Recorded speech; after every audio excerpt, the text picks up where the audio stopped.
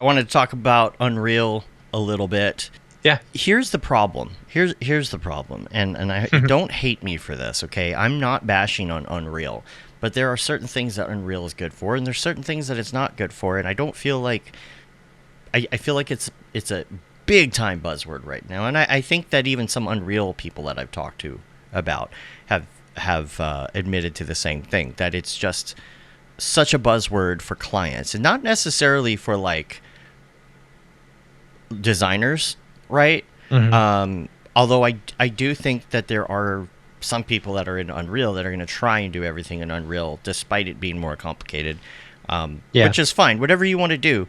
The thing is that here's an example. I made a comment the other day. Somebody posted something in the virtual production Unreal Facebook group, all right? Hmm. And they posted something about how great it is and whatever, and it didn't look that great.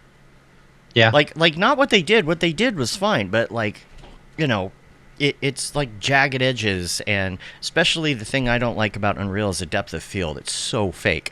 It's Hmm. so fake. It's very Like fake. they take Yeah. the edges of things and blur them, and you can still see the line through it. It just doesn't, and it's understandable why it doesn't work, but it's just there are times when that completely makes sense, right? But Hmm. I have noticed that, talking to a lot of friends, right, that they are working with studios where for some reason they have to like convert stuff to Unreal. They don't have a reason Yeah. for it. They're not putting it in a video game. They're not they're not doing anything like interactive. It's just no, Hmm. you're doing all this stuff for us, but also we're just going to convert it to Unreal because reasons, right? Yeah. And like Chris says here in the chat, we're doing motion graphics, not making video games. These studios that get it in their head that they have to use Unreal because Unreal's their hammer and everything's a nail, right? So Yeah. I mean, I don't that's know. what's killing me, you know. I've done a bunch of Unreal jobs over the past, few months, and I think the advantage that people are looking at with Unreal is a cost advantage, right? Is When you're it? not having to deal, when you're not one of the companies that I'm working with currently, their whole push to move to Unreal is so that they don't have to spend massive amounts of money on render farms, because we'd be working on gigantic LED screens and you need really high resolutions and stuff like that.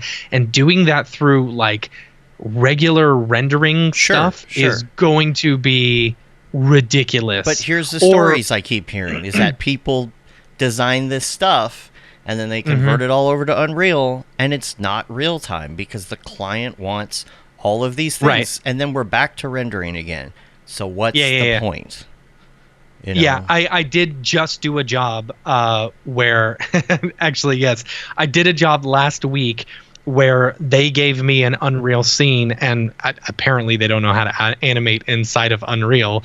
So I was just moving stuff around, and I added a few Niagara particle sims and stuff like that, and then added some cars and stuff. But it's like their client specifically said, don't bake the animation into like whatever DCC you're using and export it out as like a FBX or whatever, Mhm. but actually animate them and get them moving inside of Unreal. So if they want to update the geometry or something like that, they can, which I get that, but it's like they weren't rendering this for real time for a video game or something like that. They, were literally just putting it in an Right. Unreal to do it, have it in Unreal. I think the problem is that the people that are getting the buzzword and don't understand the difference between, I mean, your average person is going to see Unreal and Cinema 4D and Blender and not know the difference between them, right? Yeah.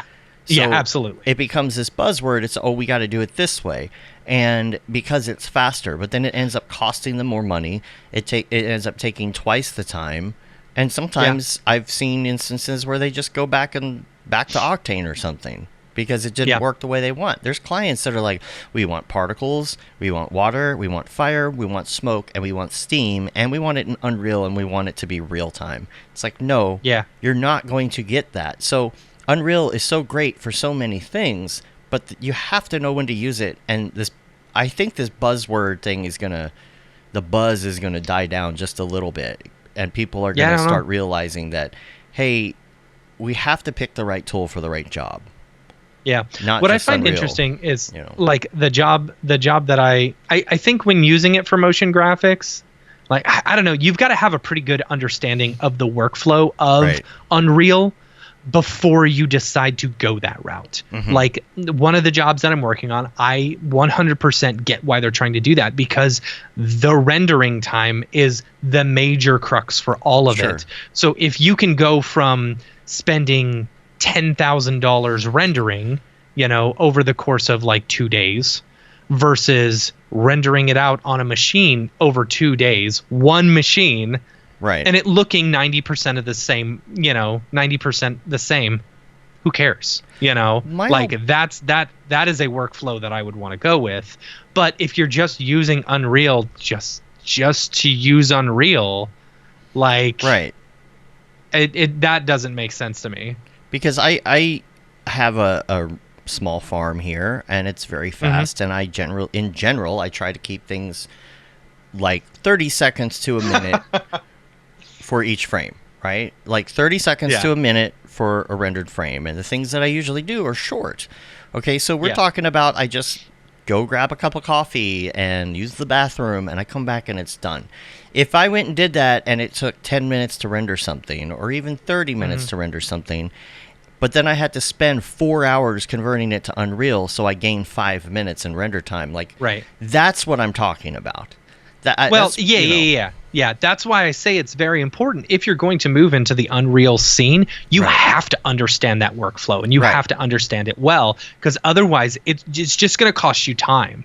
Right. It's just going to cost you time. And Brett in the chat is right.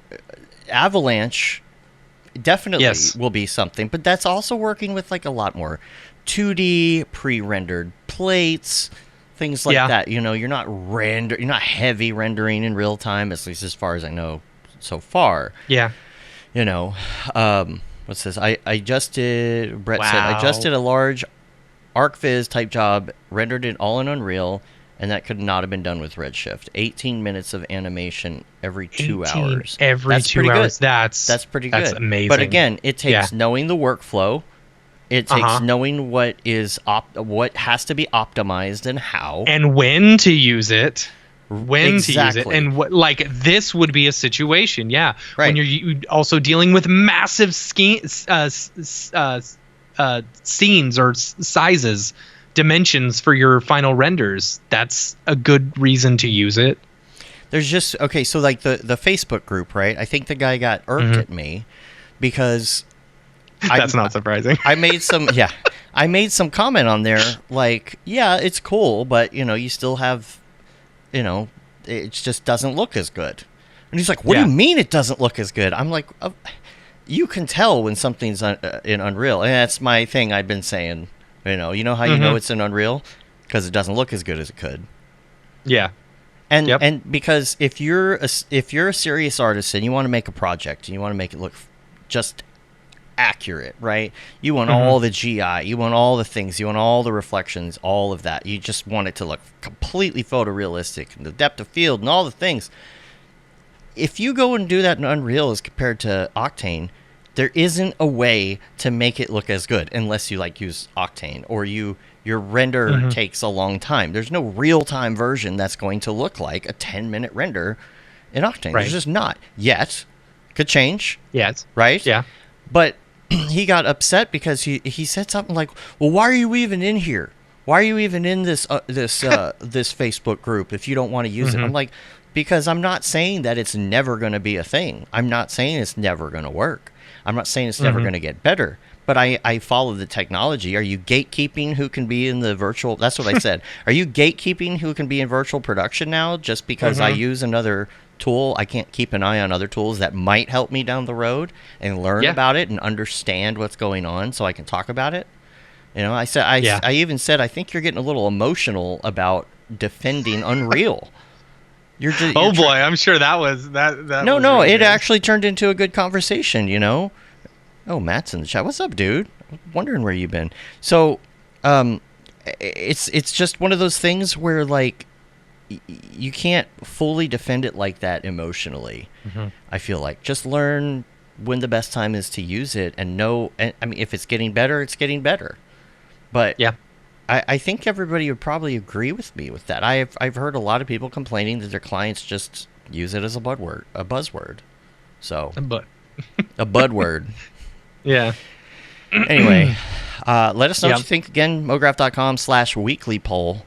We're going to check on that here in a little bit.